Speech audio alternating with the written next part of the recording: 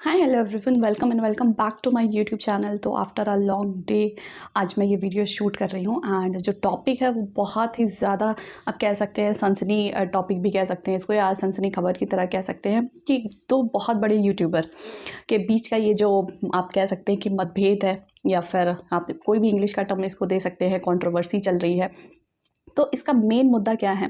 Actually मैंने ये video बनाई क्योंकि अभी जस्ट मैंने रिसेंटली में देखा कि ये वीडियो आखिर इसका टॉपिक क्या है। इसमें दो मेन बहुत बड़े फैक्टर हैं जो अफेक्ट हो रहे हैं। एक तो एज अ स्टूडेंट, एक education industry as a whole. तो पहले मैं स्टूडेंट की बात करती हूँ कि ये जो कंट्रोवर्सी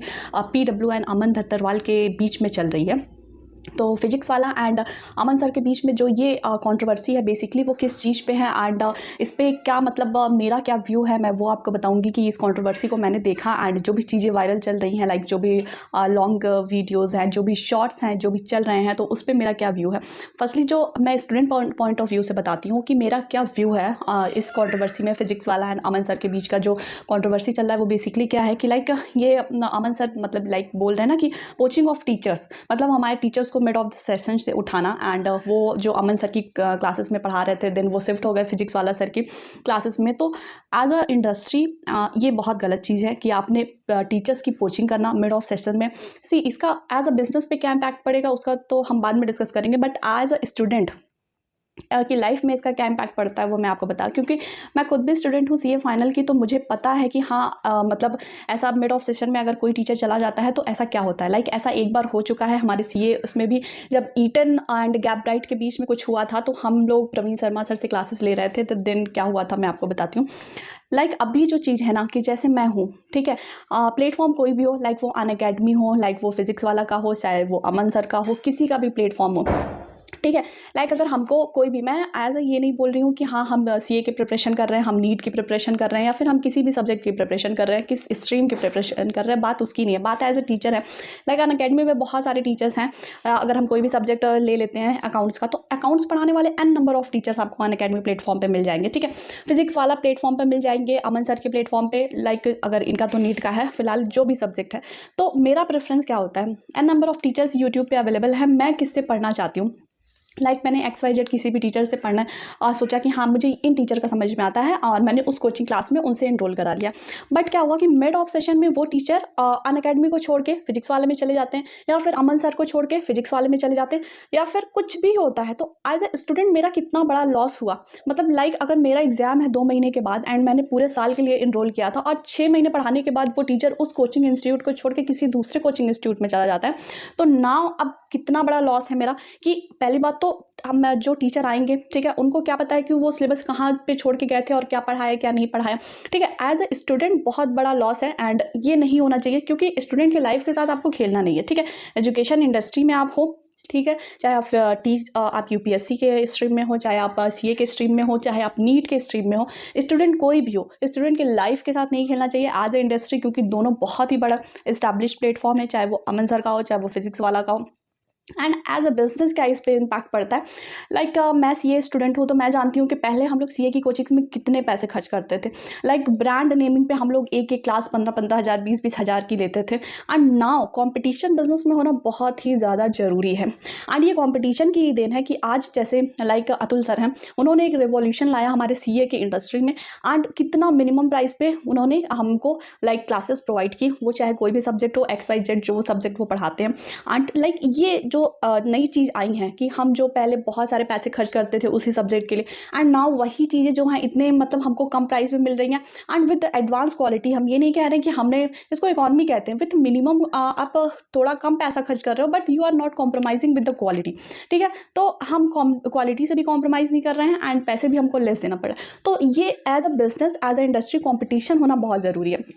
लाइक अगर कंपटीशन नहीं होता हमारे CA के उसमें, तो फिर क्या कैसे मतलब जो हम लोग इतने ब्रांडिंग पे इतने पैसे खर्च करते थे आज इतने कम पैसे खर्च करने पड़ते। तो लाइक आज जो चीज़ें हो रही हैं ये चीज़ें बिल्कुल गलत हैं। अब टीचर्स की कोचिंग करना या फिर आप स्टूडेंट की लाइफ के साथ खेलना, ये सारी चीज़ें नहीं होनी चाहिए। एंड अगर प्रोसेस, अगर आपने नॉर्मल टीचर जैसे नॉर्मल प्रोसेस होता है, आपने पूरा सिलेबस कंप्लीट करा दिया है, एंड जो भी आप टीचर हो जिस सब्जेक्ट को आप पढ़ा रहे हो, लाइक कोई भी सब्जेक्ट हो, चाहे वो अकाउंट्स हो, चाहे इकोनॉमिक्स हो, चाहे आप फिजिक्स पढ़ा रहे हो, चाहे केमिस्ट्री पढ़ा, जिस इंस्टीट्यूट में हो, आपने अगर कोचिंग क्लासेस कंप्लीट कर दी हैं, आपने बच्चों का सिलेबस कंप्लीट कर दिया है एंड सब कुछ कर दिया, उसके बाद आप मतलब अपनी कोचिंग को शिफ्ट कर रहे हो, लाइक अमन सर से या PW में जा रहे हो, अनअकैडमी में जा रहे हो, देन इट इज़ ओके। अगर आप नॉर्मल प्रोसीजर फॉलो करके आ रहे हो, एंड नॉर्मल प्रोसीजर का मतलब ये नहीं है कि हाँ मिड ऑफ द सेशन में आपने कहीं पे अपॉइंटमेंट दे दी कि सर मुझे यहाँ पे आना है, अपने यहाँ बच्चों का सिलेबस नहीं कंप्लीट कराया, तो इसको नॉर्मल प्रोसेस नहीं बोलते। नॉर्मल प्रोसेस का मतलब आपने बच्चों की लाइफ के साथ खिलवाड़ नहीं किया, लाइक जिस भी सब्जेक्ट के लिए थे आप, जो भी पढ़ा रहे थे आपने उसको कंप्लीट किया एंड देन आपने कहीं अप्लाई किया, तो वो ओके है, ठीक है, उससे कोई प्रॉब्लम नहीं है। सबको अपनी लाइफ में आगे बढ़ने का मौका मिलना चाहिए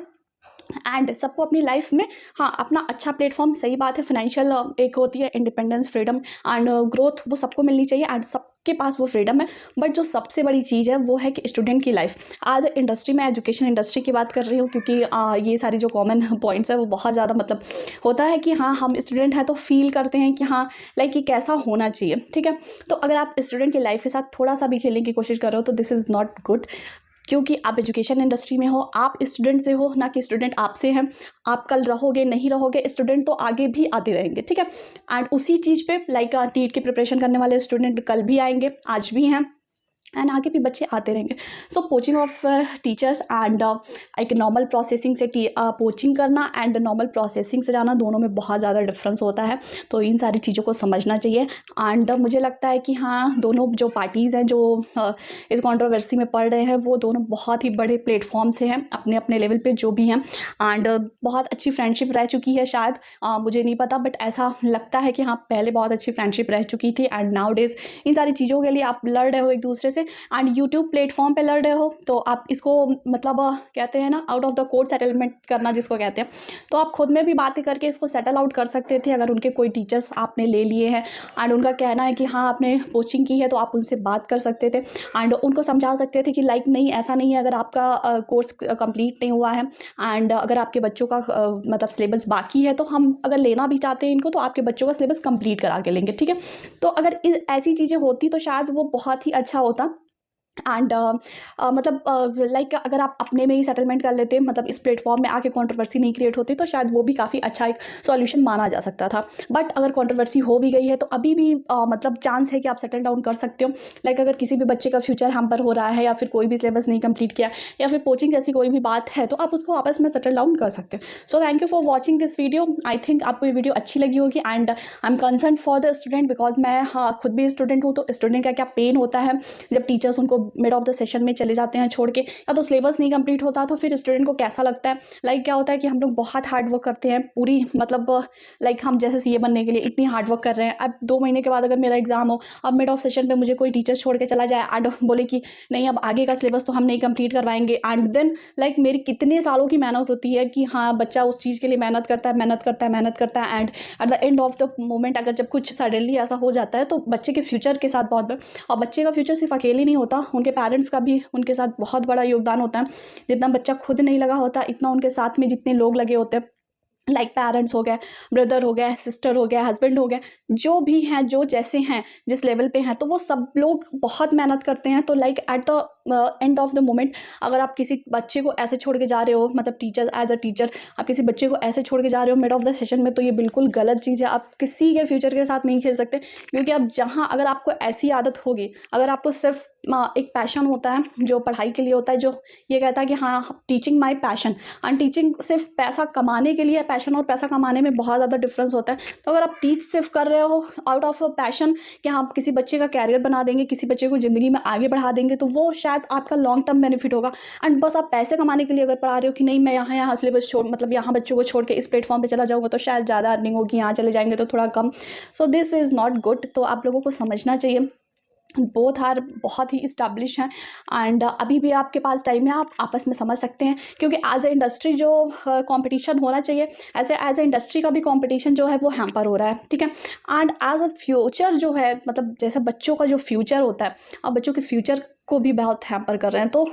एज अ स्टूडेंट मैं बोलूँगी कि अगर आपने किसी भी बच्चे को मिड सेशन में छोड़ा है तो it is not good. And for the industry अगर मैं बात करूँ एजुकेशन इंडस्ट्री की, तो लाइक एजुकेशन इंडस्ट्री में कंपटीशन होना, एक हेल्दी कंपटीशन होना बहुत ज़रूरी है, क्योंकि जब एक हेल्दी कंपटीशन होता है हमारे मार्केट में तो उसका बेनिफिट कंज्यूमर को ही मिलता है। एंड अगर एजुकेशन इंडस्ट्री में एक हेल्दी कंपटीशन होगा तो उसका बेनिफिट फॉर श्योर है कि वो बच्चों को मिलेगा। एंड लाइक वो किसी भी स्ट्रीम का बच्चा हो, लाइक वो नीट का बच्चा हो, यूपीएससी का बच्चा हो, सीए स्ट्रीम का बच्चा हो, किसी भी स्ट्रीम का बच्चा हो, अगर एजुकेशन सेक्टर में कोई भी रिवॉल्यूशन आता है एंड एजुकेशन सेक्टर में अगर कुछ भी अच्छा होता है, कोई भी अच्छा हेल्दी कंपटीशन होता है, तो फॉर श्योर उसका जो बेनिफिट है वो सारे स्टूडेंट्स को मिलेगा। एंड जितने भी हमारे स्टूडेंट हैं उसका बेनिफिट उनको मिलना चाहिए, क्योंकि जो पढ़ाई है आज के समय पे हम लोग बहुत ही ज़्यादा मेहनत से करते हैं, तो मतलब लाइक ऐसा तो होना नहीं चाहिए। So thank you for watching this video. अगर ये वीडियो आपको पसंद आई हो तो प्लीज़ चैनल को सब्सक्राइब कर लीजिएगा, वीडियो को लाइक कर लीजिएगा। Thank you.